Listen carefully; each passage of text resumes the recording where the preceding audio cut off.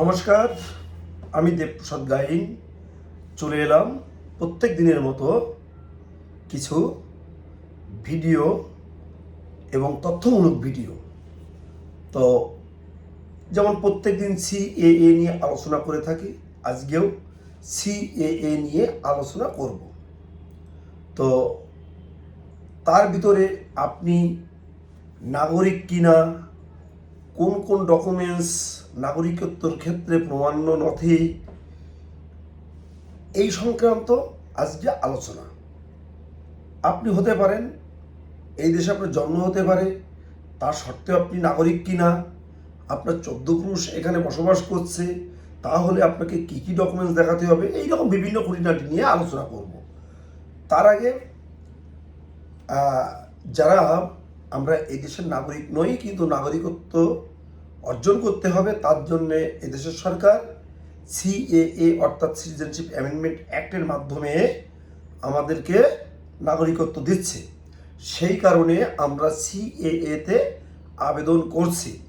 তো আজকে আপনাদের সিএএ করার জন্যে একটি নির্দিষ্ট ঠিকানা আমি আমার ভিডিওর মাধ্যমে জানাবো, কারণ ওরা আমাকে বলেছে যে দাদা আমাদের এই যে সেন্টার, এই সেন্টারের ঠিকানাটা আপনার ভিডিওর মাধ্যমে একটু জানিয়ে দেবেন। তো বিগত দিনে একদিন আমি তাদের ঠিকানাটা আপনাদের জানিয়েছিলাম, আবারও জানাচ্ছি।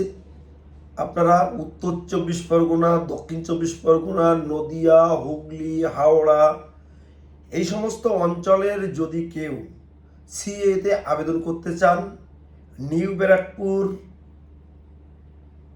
2 নম্বর প্ল্যাটফর্মের পাশে এখানে একটি সিএএ ক্যাম্প শুরু হয়েছে। সেখানে আপনারা সিএএ অ্যাপ্লিকেশান করতে পারেন। নিউ ব্যারাকপুর 2 নম্বর প্ল্যাটফর্মের পাশেই একটি সিএএ ক্যাম্প শুরু হয়েছে, সেখানেও আপনারা সিএএতে আবেদন করতে পারেন।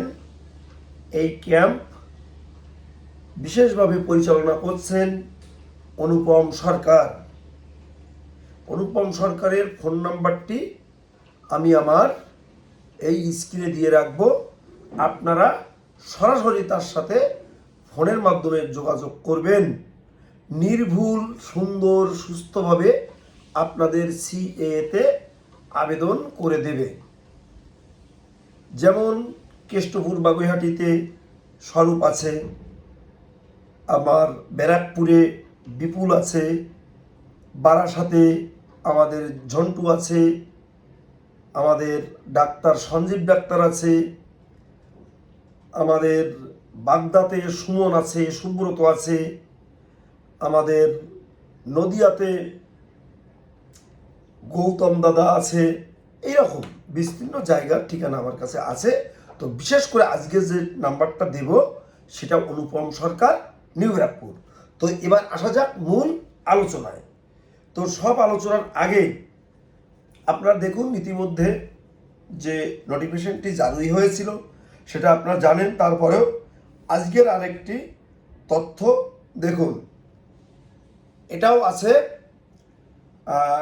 আমাদের সিটিজেনশিপ নিয়ে। এখানে বলছে আপনার কাছে এই নথিগুলো আছে তো, আপনি ভারতীয় নাগরিক, তার প্রমাণ্য নথি কোনটি হতে পারে। তো প্রথম দিক দিয়ে যেটা বলতে আসছে আমি সেগুলো বলি আপনাদের। পাসপোর্ট, আধার কার্ড কিংবা ভোটার কার্ড নাগরিকত্বের প্রমাণ্য আসল নথি নয়। পাসপোর্ট, আধার কিংবা ভোটার কার্ড আপনার নাগরিকত্ব প্রমাণ না।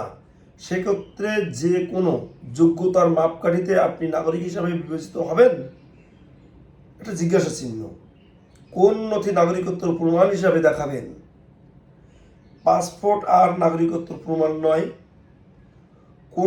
কোন নথি নাগরিকত্ব প্রমাণ হিসাবে আপনারা দেখাতে পারবেন? আপনার কাছে এই নথিগুলো আছে কি?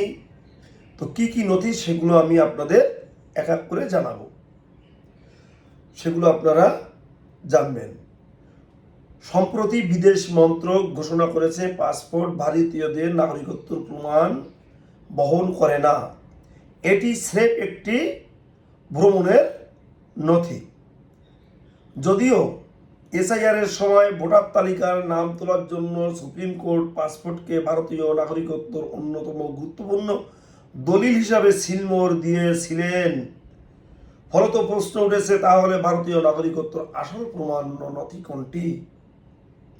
আগেই ভারতীয় প্রমাণ্য নথি বলে বাতিল হয়েছে আধার কার্ড, ভোটার কার্ড, এবার তার সাথে যোগ হয়েছে পাসপোর্ট। তাহলে এবার ভারতের বাসিন্দারা কোন কঠোর ঝালাই বাছাইয়ের মধ্য দিয়ে যেতে হবে? কিভাবে প্রমাণ করতে হবে আপনি ভারতীয় নাগরিক? ভারতীয় নাগরিকত্ব প্রমাণের জন্য কোন কোন নথি আপনার জন্য গ্রহণযোগ্য? এই প্রশ্ন দীর্ঘদিন ধরেই আলোচনা হচ্ছে বিভিন্ন মহলে।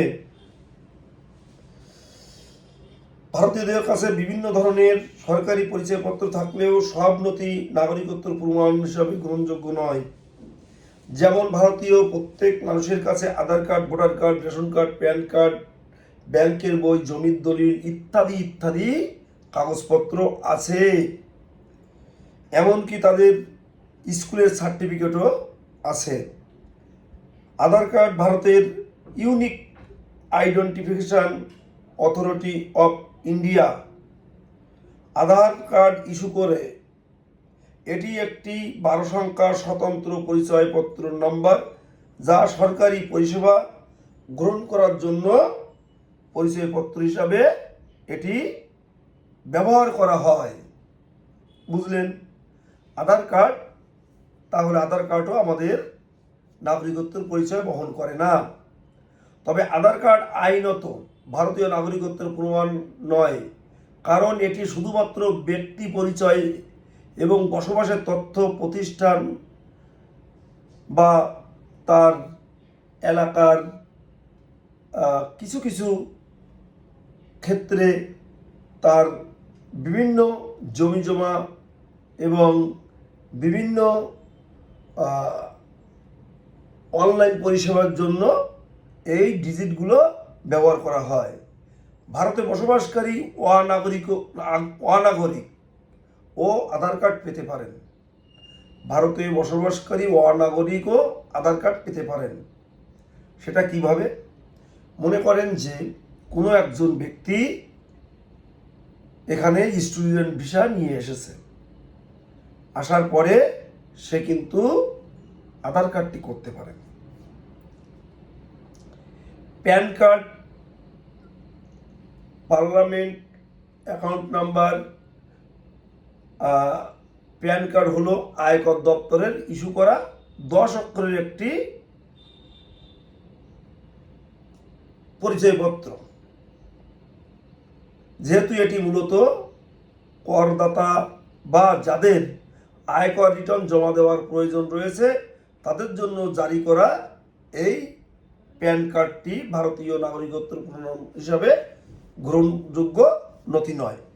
অর্থাৎ প্যান কার্ড শুধু আয়করের জন্য, আপনার ব্যাংকে বই করার জন্য এই প্যান কার্ডটি, এটা ভারত সরকারের স্বরাষ্ট্র মন্ত্রক দ্বারা এটি আপনাদের কিন্তু দেওয়া হয় না বা আমাদের দেওয়া হয় না, যে কারণে এটিও নাগরিকত্বের প্রমাণ বহন করে না। এবার আসা যাক ভোটার আই কার্ড। ভারতের নির্বাচন কমিশনার দেশের নির্দিষ্ট এলাকায় নাগরিকদের ভোটদানের জন্য ভোট পরিচয়পত্র প্রদান করে। তবে এই কার্ডটি স্বরাষ্ট্র মন্ত্রক ইস্যু করে না, ফলে এটি নাগরিকত্ব চূড়ান্ত প্রমাণ হিসাবে বিবেচনা হয় না। এবার আসা যাক জন্ম সংশয়পত্র।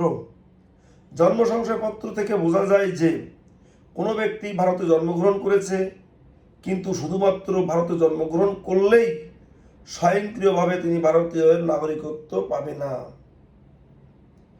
কিছু ক্ষেত্রে ব্যক্তি বাবা মা নাগরিকত্বের প্রমাণ করা গেলে জন্মসূত্রে নাগরিকের দাবি করা সম্ভব।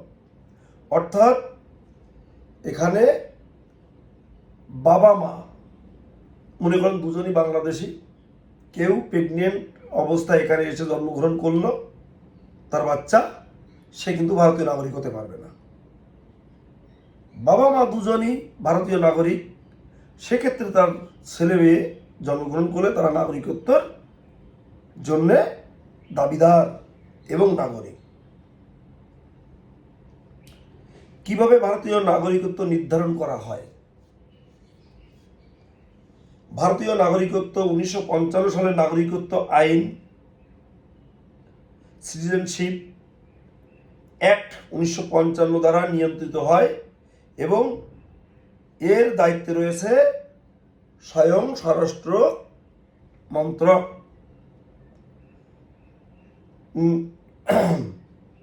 নাগরিকত্ব জন্মসূত্রে যে ব্যক্তি 26শে জানুয়ারি 1950 বা তার পরে এবং নাগরিকত্ব সংশোধনী আইন 2003 কার্যকর হওয়ার আগে ভারতে জন্মগ্রহণ করেছে, অথবা যার বাবা মা উভয়ই বাংলাদেশি নাগরিক,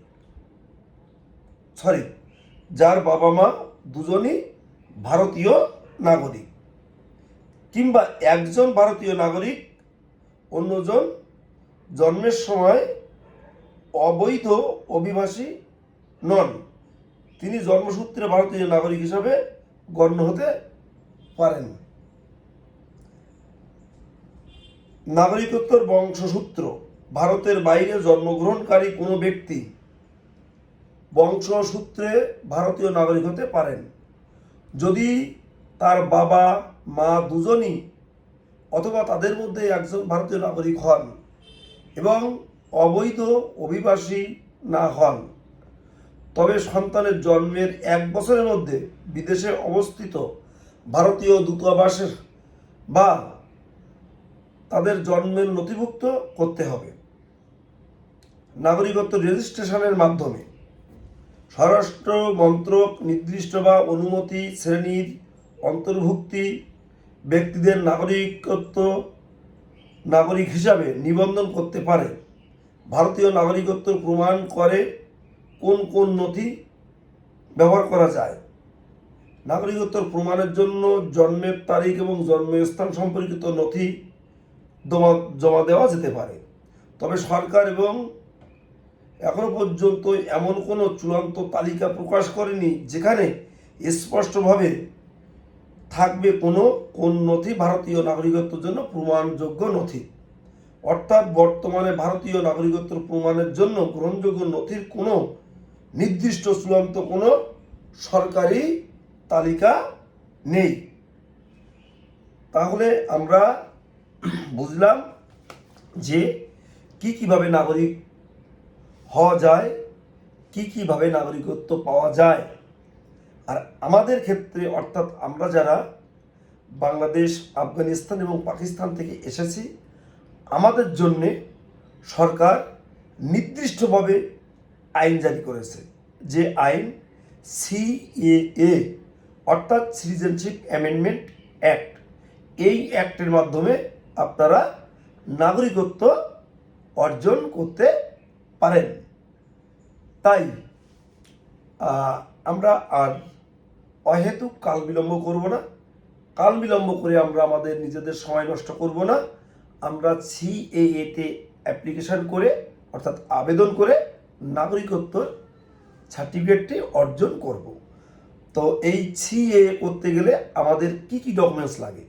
আপনি 2014 সালের 31শে ডিসেম্বরের ভিতরে ঢুকেছেন, তার একটি প্রমাণপত্র, যেটা Aadhaar card, voter card, ration card, PAN card, ব্যাংকের বই, জমির দলিল ইত্যাদি ইত্যাদি। এগুলো যে কোনো একটা কাগজ লাগবে। আর কি লাগবে? আর লাগবে এখানকার একটা ধর্মীয় সার্টিফিকেট কোনো মন্দির থেকে লাগবে, আর 3টে কোর্ট নোটারি।